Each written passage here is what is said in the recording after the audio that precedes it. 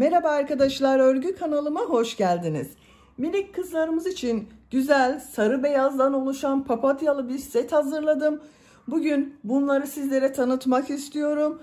Çok güzel bir saç bandı var, bakın. İnci detaylı güzel bir saç bandı.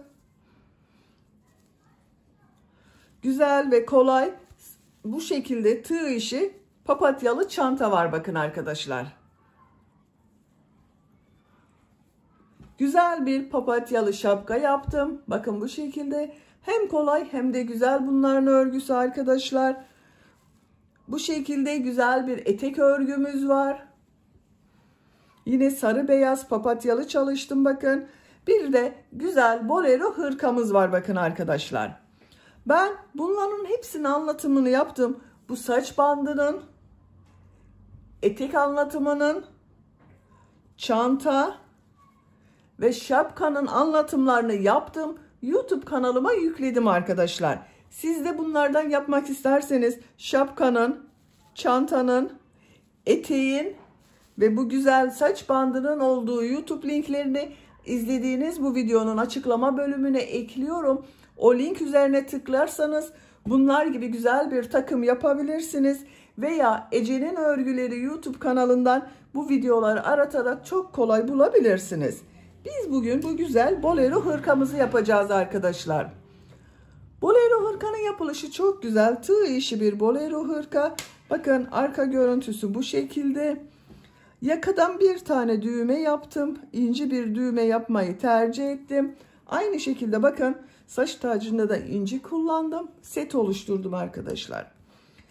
Bu bolero hırkanın örgüsünde iplik olarak sarı renkli iplik kullandım. 100 gram iplik üzerinde 320 metre var. Bir iplik tam bitmedi, biraz kaldı arkadaşlar.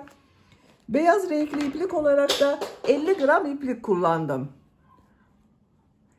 Ben bugün bu iplikleri kullandım. Siz bu örgüde istediğiniz marka iplik ve renkleri kullanarak yapabilirsiniz arkadaşlar. Her marka bebek ipliklerini kullanabilirsiniz. Koton iplikler kullanabilirsiniz. Tığ olarak 5 numara 3 milimetre tığ kullandım. Elim çok sıkı değil ve bakın yaptığım örgüler yumuşak oluyor arkadaşlar. Sizin eliniz sıkıysa 3,5-4 milimetre tığları kullanırsanız yaptığınız örgü hem yumuşak olur hem daha güzel olur. Eliniz sıkıysa benimle aynı sayıda yaparsanız sizin yaptığınız ölçü daha küçük olacaktır ve örgü de sert olur.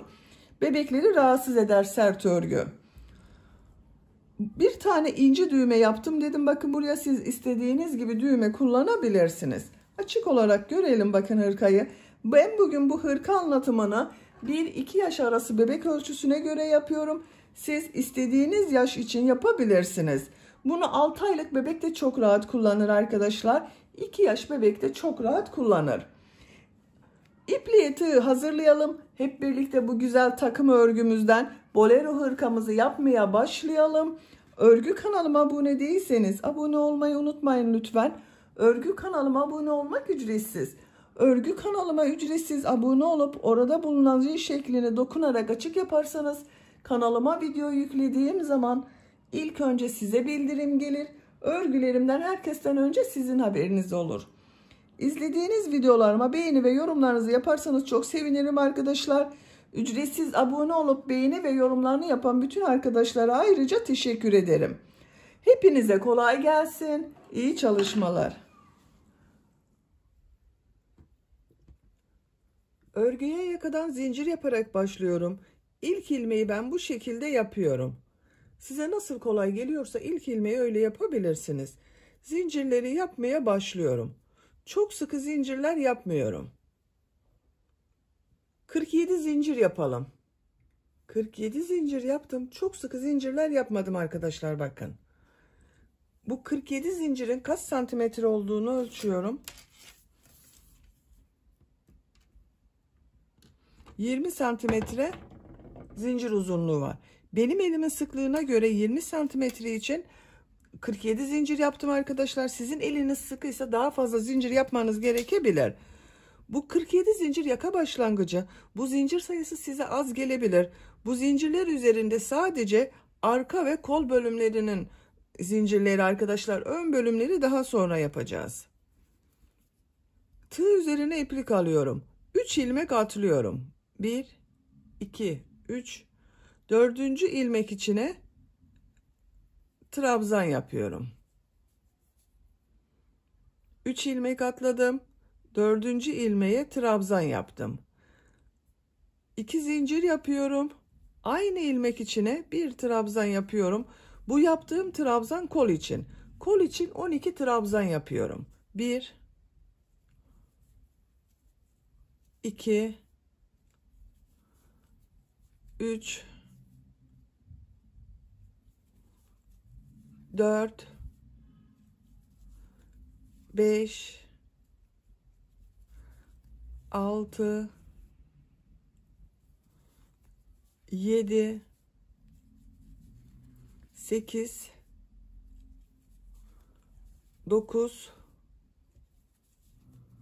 10, 11, 12. Kol için buraya 12 trabzan yaptım. Arttırma yeri için 2 zincir yapıyorum. Tığ üzerine iplik alıyorum. Aynı ilmeğe değil, bakın yanındaki ilmeğe arka bölüm için trabzan yapıyorum. Arka bölüme 20 trabzan yapıyoruz.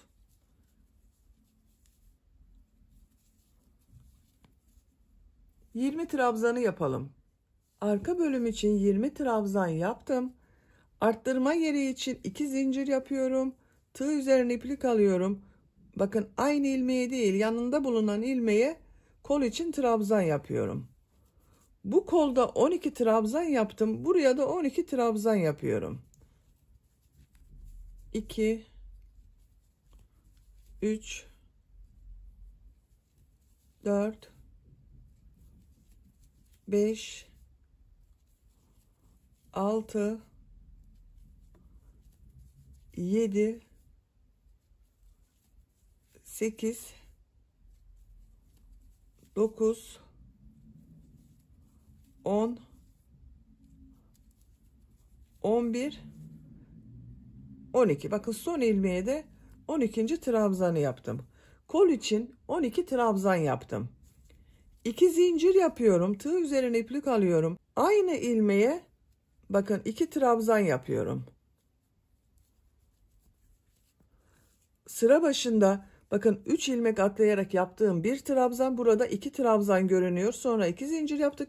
Burada da aynısını yaptım. Dönüş için 3 zincir yapıyorum. Örgüyü çeviriyorum. Tığ üzerine iplik alıyorum. Arttırma yerine 2 trabzan, 2 zincir, 2 trabzan yapıyorum.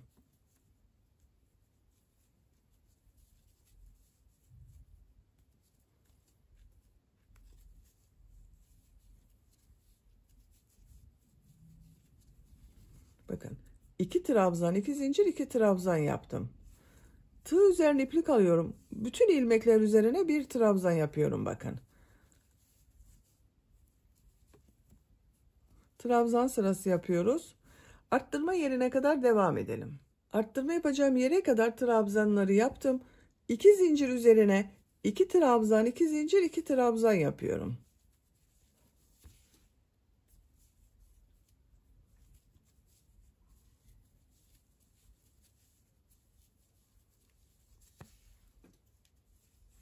Diğer ilmeklere bir trabzan yapıyorum. Bakın her ilmek üzerine. Buraya kadar devam edelim. Arka bölümde trabzanları yaptım. Bu arttırma yerine 2 trabzan, 2 zincir, 2 trabzan yapıyorum.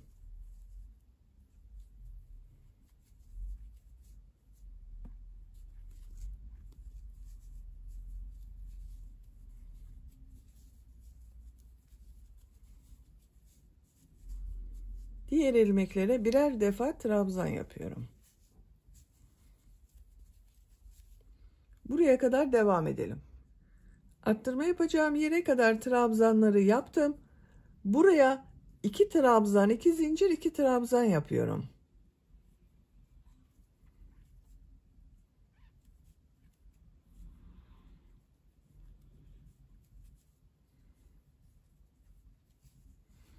Bakın arkadaşlar, bu şekilde oldu. Üçüncü sıradayım. 3 zincir yapıyorum. Örgüyü çeviriyorum. Tığ üzerine iplik alıyorum. Bu 2 zincir üzerine 2 trabzan, 2 zincir, 2 trabzan yapıyorum.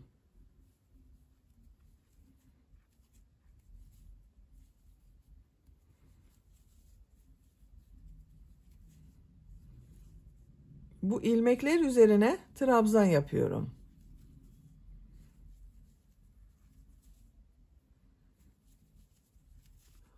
Buraya kadar devam edelim. Arttırma yapacağım yere kadar bakın yine trabzan yaptım. Buraya 2 trabzan, 2 zincir, 2 trabzan yapıyorum.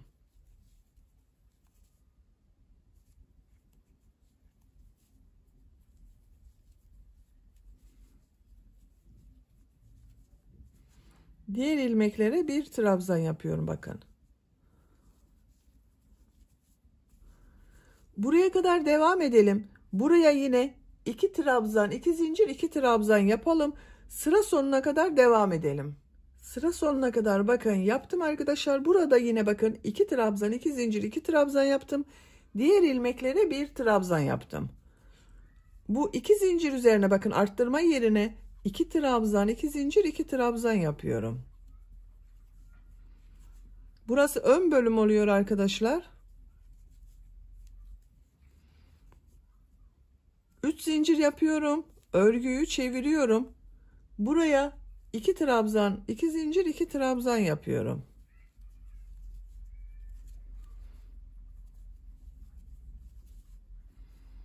Arttırma yerlerinde hep 2 trabzan, 2 zincir, 2 trabzan yapıyoruz.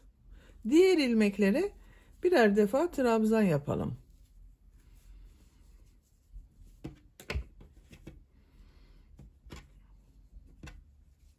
Bakın bu şekilde olacak. Görüntüsü böyle oluyor. Arttırma yerlerinde bakın 1, 2, 3, 4 arttırma yeri var. Buralarda 2 trabzan, 2 zincir, 2 trabzan yapacağız. Diğer ilmeklere 1 trabzan yapacağız arkadaşlar birer defa. Bu sıra sonunda bakın geri dönüşlerde de 3 zincir yapıyoruz. Bu şekilde yakanın örgüsüne devam edelim. Arttırmalar yapıyoruz. Her sırada arttırma yapıyoruz arkadaşlar. Yaka örgüsünü 4 yerden arttırmalar yaparak 8 sıra yaptım. 1, 2, 3, 4, 5, 6, 7, 8. Bakın bu şekilde oldu arkadaşlar. 9. sıradayım. 9. sıradan itibaren kol ve gövde bölümünü birbirinden ayırıyorum. 3 zincir yapıyorum. Örgüyü çeviriyorum. 2 trabzan, 2 zincir, 2 trabzan yapıyorum.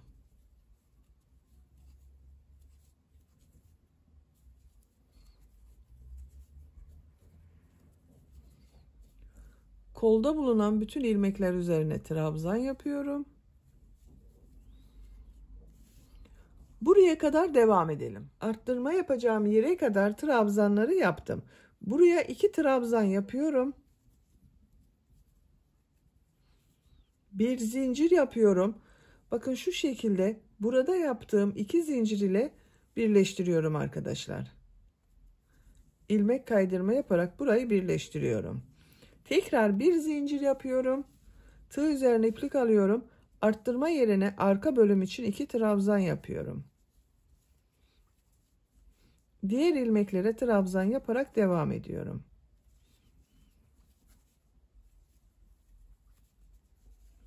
Bakın kol bölümünü ayırdım burada. Arttırma yerine kadar devam edelim. Arttırma yapacağım yere kadar trabzanları yaptım. Buraya 2 trabzan, 2 zincir, 2 trabzan yapıyorum.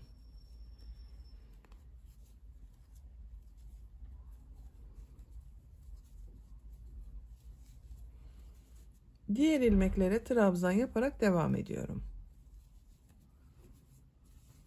Buraya kadar devam edelim.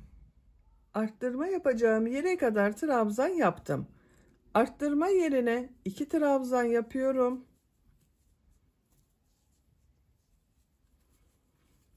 Bir zincir yapıyorum. Bakın kol bölümünü ayırıyorum arkadaşlar. Diğer kol bölümünde yaptığımız gibi. Bu arttırma yerine tığ takıyorum. İlmek kaydırma yapıyorum. Tekrar bir zincir yapıyorum. Bu arttırma yerine 2 trabzan yapıyorum. İpliği kesiyorum.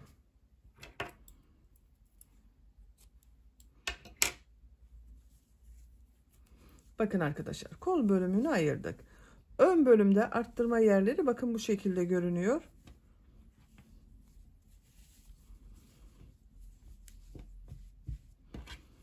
Şimdi renkli iplik ile model yerleştirmeye başlıyorum. Bakın, iki kol bölümünü ayırdık.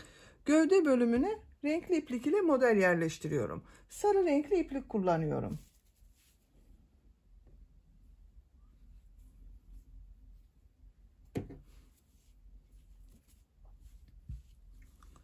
Bakın, bu ön bölümlerde 3 zincir yaparak dönüş yaptığımız modeller var. Buradan başlıyorum arkadaşlar. Bakın, örgünün düz tarafı burası. Yakanın buradan belli oluyor. Buradan başlıyorum. Modelleri yaparken ön bölümleri de yapacağız. 3 zincir yapıyorum. Bu 3 zincir bir trabzan. Buraya 2 trabzan yapıyorum. Bakın, 3 zincirle birlikte 3 trabzan oldu.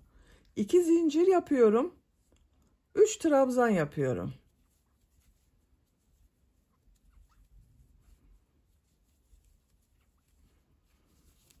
Tığ üzerine iplik alıyorum. Bakın, bu 3 zincirli boşluğa da 3 trabzan, 2 zincir, 3 trabzan yapıyorum.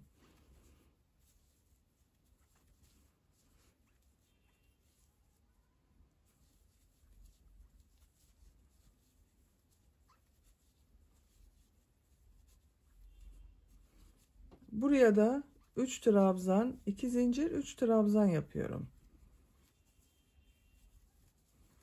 Bakın, modeller böyle.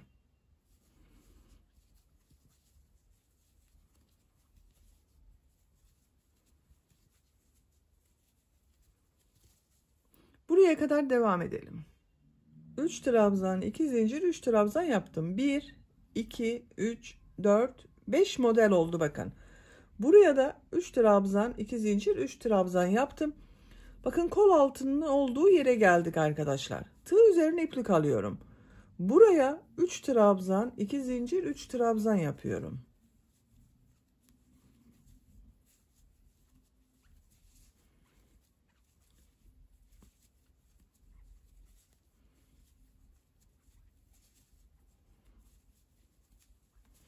Bakın, 3 trabzan, 2 zincir, 3 trabzan yaptım. Bu arttırma yerine de 3 trabzan, 2 zincir, 3 trabzan yapıyorum.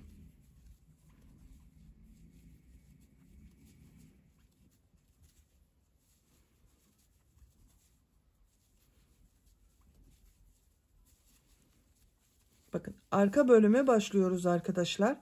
Bakın, kol altının görüntüsü böyle oldu. Tığ üzerine iplik alıyorum. 1, 2, 3 ilmek atlıyorum bakın. 4. ilmeğe 3 trabzan, 2 zincir, 3 trabzan yapıyorum.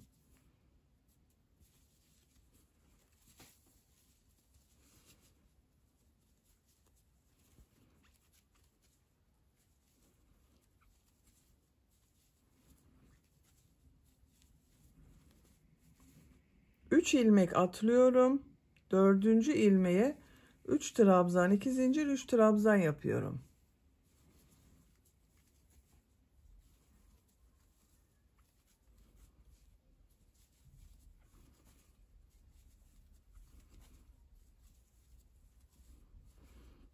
Üç ilmek atlıyorum. 4. ilmeğe 3 trabzan, 2 zincir, 3 trabzan yapıyorum. Bakın, modelleri devam ediyoruz.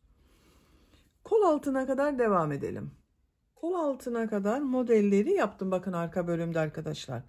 Arka bölümde de bakın, kol altından sonra 1, 2, 3, 4, 5, 6, 7, 8, 9, 10, 11, 12 model yaptım. Tığ üzerine iplik alıyorum. Burada 2 ilmek kaldı bakın. 2 ilmek atlıyorum. Sizin 3 ilmek kaldıysa 3 ilmek atlayabilirsiniz. Bu arttırma yerine 3 trabzan, 2 zincir, 3 trabzan yapıyorum.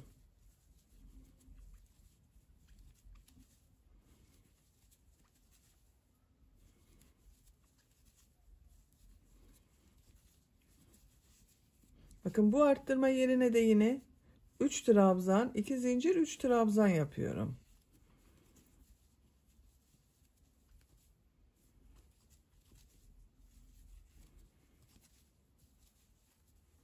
Şimdi bu ön bölümdeki modelleri yapacağız. Bakın burada 1, 2, 3, 4, 5 model yaptım arkadaşlar. Buraya da 5 model yapacağız bakın. 1, 2, 3, 4, 5.'yi de buraya. En son iplik kestiğim bakın bu trabzana yapıyorum. Tığ üzerine iplik alıyorum. Bu trabzan üzerine bakın. 3 trabzan, 2 zincir, 3 trabzan yapıyorum.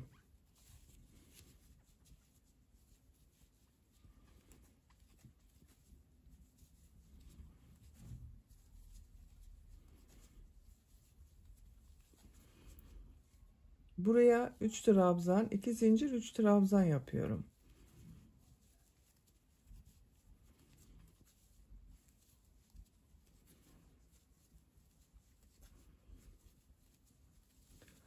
Bu üst zincirler üzerine de modeller yaparak buraya kadar devam edelim.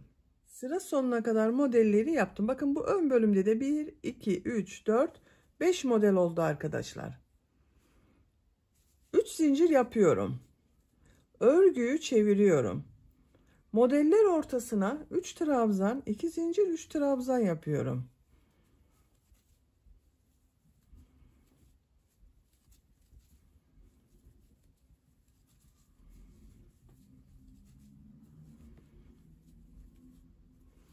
Diğer modele de yine 3 trabzan, 2 zincir, 3 trabzan yapıyorum.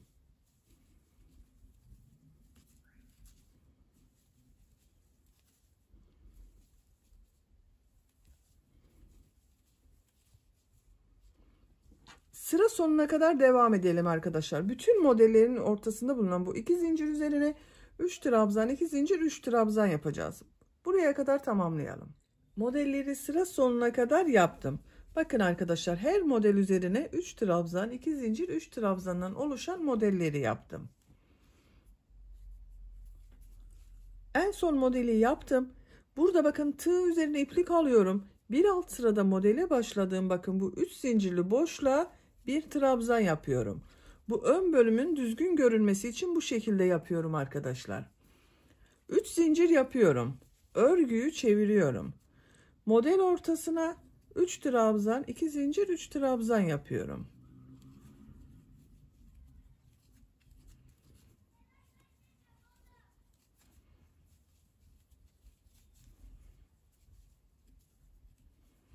Tığ üzerine iplik alıyorum. Diğer model ortasına da 3 trabzan, 2 zincir, 3 trabzan yapıyorum.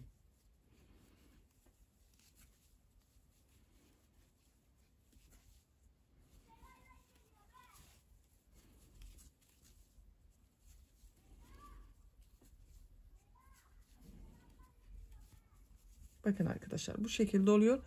Ön bölümün görüntüsü de böyle oluyor. Modelleri yaparak ön bölümü elde edeceğiz. Bu iki bölüm birleşecek arkadaşlar bakın. İki model sırası burada birleşecek. Ön bölümleri elde edeceğiz. Model sırasını tekrarlayarak birkaç sıra bu şekilde devam edelim. Sarı renk iplik ile 5 model sırası yaptım. 1, 2, 3, 4, 5. En son bakın modeli yaptım. Bir trabzan yapıyorum. İpliği kesiyorum.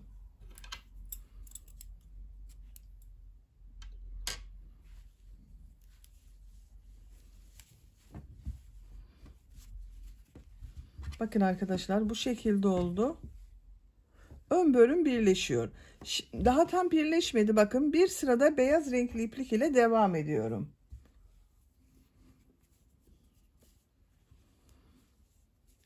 Bu kestiğim ilmek var bakın. Buradan iplik bağlıyorum.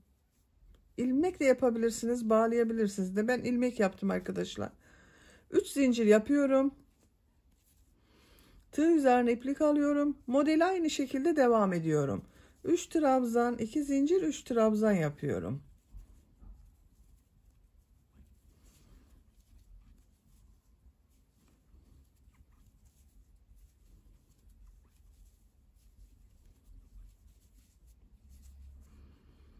Diğer model ortasına da 3 trabzan, 2 zincir 3 trabzan yapıyorum.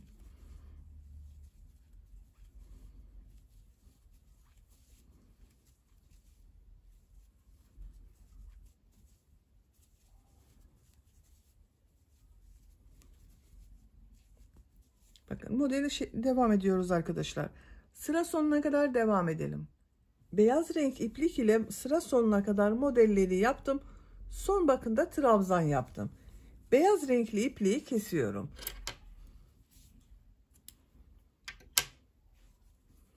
Ben bir sıra beyaz renkli iplik ile yaptım arkadaşlar. Bakın görüntüsü bu şekilde oldu. Ön bölüm birleşti bakın burada. Siz biraz büyük olsun istiyorsanız bir sıra daha beyaz ile devam edebilirsiniz. Veya hepsini tek renk de yapabilirsiniz arkadaşlar. Ben araya beyaz renkli iplikli ile model yaptım. Şimdi sarı renk iplik ile son sırayı yapıyorum.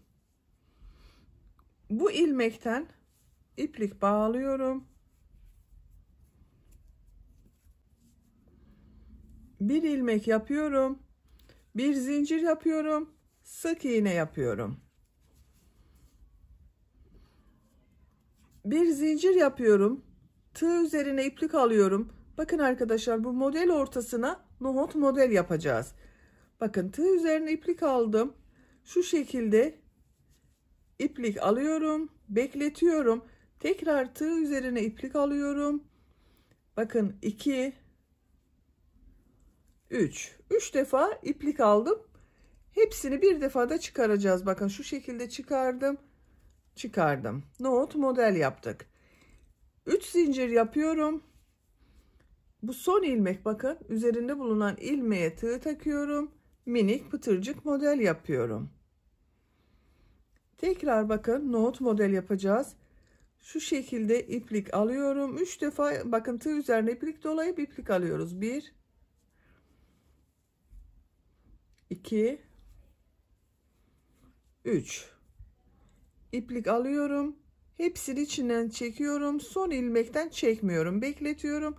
Tekrar iplik alıyorum. Ondan çektim bakın. 3 zincir yapıyorum. Pıtırcık model yapıyorum. Tekrar tığ üzerine iplik alıyorum. Nohut model yapıyorum.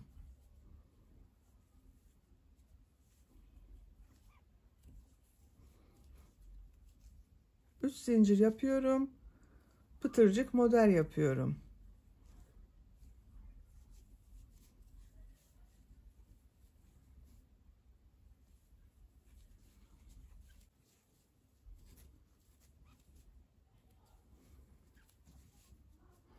Tığ üzerine iplik alıyorum. Bir nohut model daha yapıyorum. Bakın 1 2 3 4 5 model yaptım. Pıtırcık modelinde yapıyorum. Tığ üzerine iplik almadan bakın bu iki model ortasına sık iğne yapıyorum. Tığ üzerine iplik alıyorum.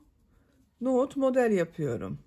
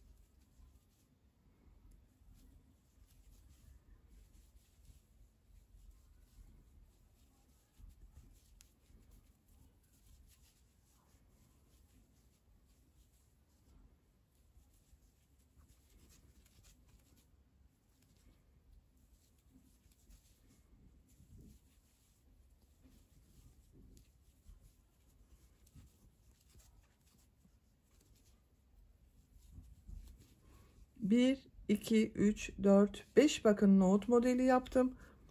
2 model ortasına sık iğne yapıyorum.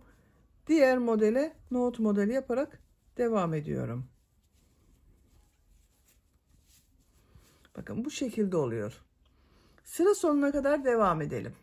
Sıra sonuna kadar modelleri yaptım. Bakın bu şekilde oldu arkadaşlar. Bu ön patın olduğu yere geldim.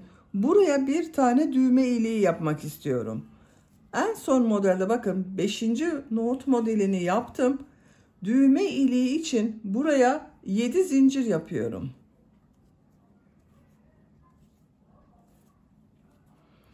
Aynı bakın bu ilmeğe sık iğne yapıyorum. Model üzerindeki pıtırcığı yapıyordum. Burada düğme için düğme iliği yaptım. Bir zincir yapıyorum.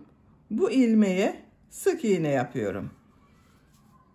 Şimdi ön patta da pıtırcık modelleri yapıyorum. Yaka çevresinde de devam ediyorum. 2 zincir yapıyorum. Aynı ilmeğe sık iğne yapıyorum. Bakın bu trabzan boşluğunu atlıyorum. Buraya bir sık iğne, 2 zincir, bir sık iğne yapıyorum. Bu boşluğu atlıyorum. Bir sık iğne, 2 zincir, bir sık iğne yapıyorum.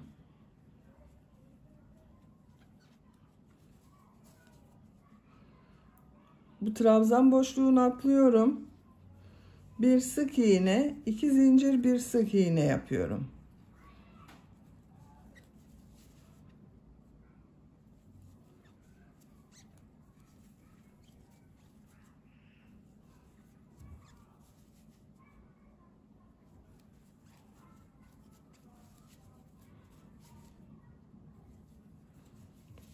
Bakın buraya geldim. Buraya bir sık iğne, 2 zincir, bir sık iğne yapıyorum.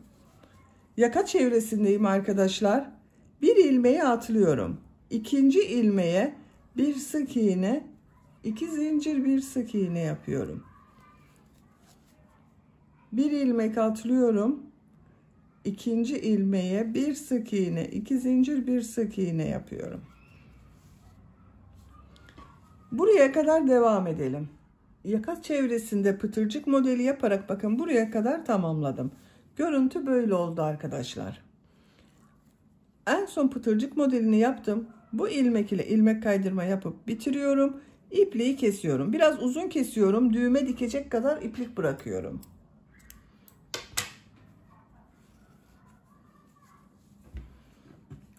Bakın buraya düğme iliği yaptım. Buraya da düğme dikeceğiz arkadaşlar. Bu şekilde kullanacağız. Şimdi kol örgüsünü yapalım. Bakın kol örgüsünün birisini ben hazırladım. Diğer kol örgüsünü sizinle yapalım. Bu roba örgüsünü yaptım. Bakın sonra modelli bölüme başladım. Burada da roba örgüsünden sonra 2 sıra beyaz renkli iplik ile trabzan sırası yapıyorum.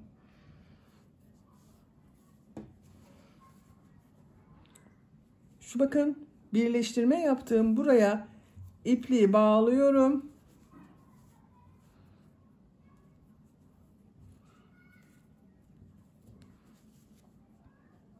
Buradan bir ilmek yapıyorum. 2 zincir yapıyorum. Örgüyü çeviriyorum. Bakın bu şekilde yaparsam burasıyla örgü farklı olur. Şu şekilde çeviriyorum. Bakın ters tarafından devam ediyorum. İlk ilmek üzerine trabzan yapıyorum. Diğer ilmekler üzerine de trabzan yapıyorum. Bir sıra trabzan sırası yapıyorum. Sıra sonuna kadar devam edelim. Sıra sonuna kadar tamamladım. Son ilmeğe de bakın trabzan yaptım. İlk yaptığım bu ilmek ile ilmek kaydırma yaparak sırayı birleştiriyorum. Bir sıra trabzan sırası yaptım arkadaşlar. 2 zincir yapıyorum. Örgüyü çeviriyorum. Bir sıra daha trabzan sırası yapıyorum. Her ilmek üzerine bir trabzan yapıyorum.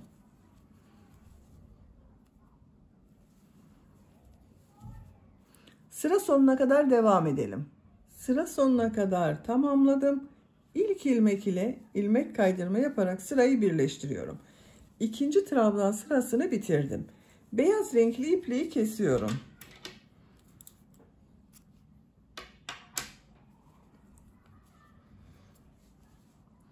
Ben bu uzunlukta bir kol yaptım arkadaşlar. Siz daha uzun istiyorsanız bu trabzan sırasını birkaç sıra devam edebilirsiniz. Ben burada bitirdim. Modelli bölüme başlıyorum. Sarı renkli iplik ile model başlıyorum. Bu ilk ilmeğe ilmek yapıyorum. 3 zincir yapıyorum. Tığ üzerine iplik alıyorum. Burada yaptığımız gibi 3 trabzan, 2 zincir, 3 trabzan yapacağız. Bakın bu kolda da aynısını yaptım. Bu 3 zincirde 1 trabzan, 2 trabzan yapıyorum.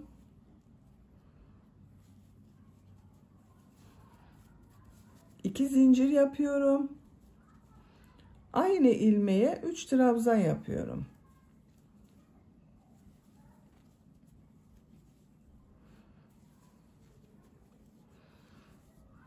Üç ilmek atlıyorum. Dördüncü ilmeğe 3 trabzan, 2 zincir, 3 trabzan yapıyorum.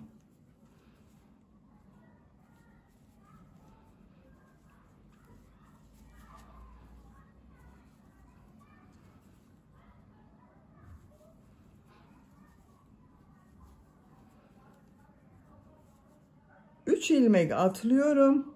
Dördüncü ilmeğe 3 trabzan, 2 zincir, 3 trabzan yapıyorum. Bakın görüntüsü böyle oluyor. Sıra sonuna kadar devam edelim. Modelleri sıra sonuna kadar yaptım. Sıra sonunda bakın 4 ilmek kaldı arkadaşlar. Arada 3'er ilmek atladım. Burada 4 ilmek kaldı. Ondan hiçbir sorun olmaz. Bu ilmek ile bakın ilk yaptığım bu ilmek ile ilmek kaydırma yaparak birleştiriyorum. 3 zincir yaparak bir trabzan yaptım. Onunla ilmek kaydırma yapıyorum. Kaç model yaptığımı sayıyorum. 1, 2, 3, 4, 5, 6, 7, 8, 9, 10, 11 model oldu kolda. İkinci model sırasındayım. Model ortasına ilmek kaydırma yaparak geçiş yapıyorum. 3 zincir yapıyorum. 2 trabzan yapıyorum. 2 zincir yapıyorum. 3 trabzan yapıyorum.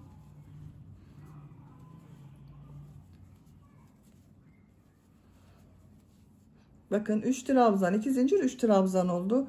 Diğer model ortasına da 3 trabzan, 2 zincir, 3 trabzan yapıyorum.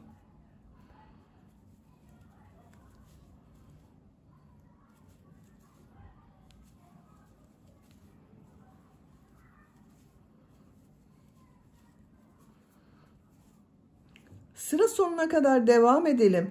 İlmek kaydırma yapalım, birleştirelim. İlmek kaydırma yaparak model ortasına geçelim. Tekrar bir model sırası yapalım. Bakın bunda da 1, 2, 3 model sırası yaptım. Daha sonra bu pıtırcıklı model sırasını yaptım arkadaşlar. 3 sıra olarak bu modelleri tamamlayalım. 3 model sırası yaptım. İlmek kaydırma yaparak sırayı birleştirdim. 1, 2, 3. Diğer kolun örgüsünde bakın 1, 2, 3 sıra model sırası yaptım. En son bu nohutlu pıtırcıklı model sırasını yaptım arkadaşlar. Şimdi burada yaptığımız gibi bakın sizinle yaptığımız bu model gibi nohutlu modeli yapacağız.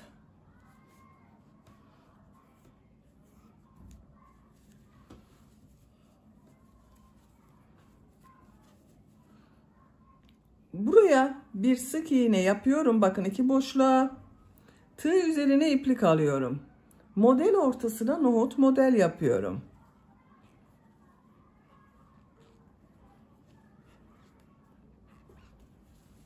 Üç zincir yapıyorum. Pıtırcık model yapıyorum. Tığ üzerine iplik al.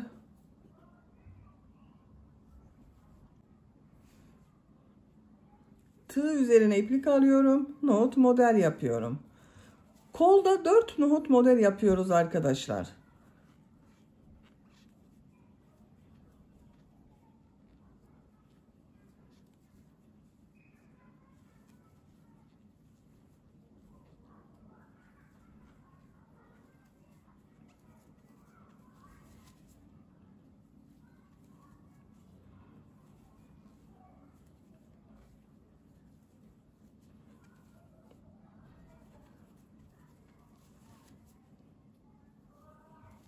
Bakın 1, 2, 3, 4 nohut model yaptım. Tığ üzerine iplik almadan 2 model ortasına sık iğne yapıyorum. Tığ üzerine iplik alıyorum. nohut model yapıyorum.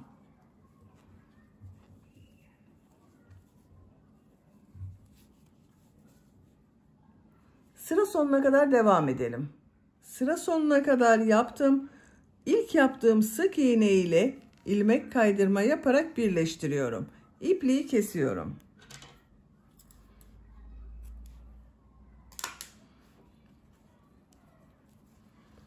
Bakın arkadaşlar, kol örgüsünde bitirdim. Bolero hırkanın örgüsünde bitirmiş oldum. Bakın arka görüntüsü bu şekilde. Ön bölüm görüntüsü de bakın böyle.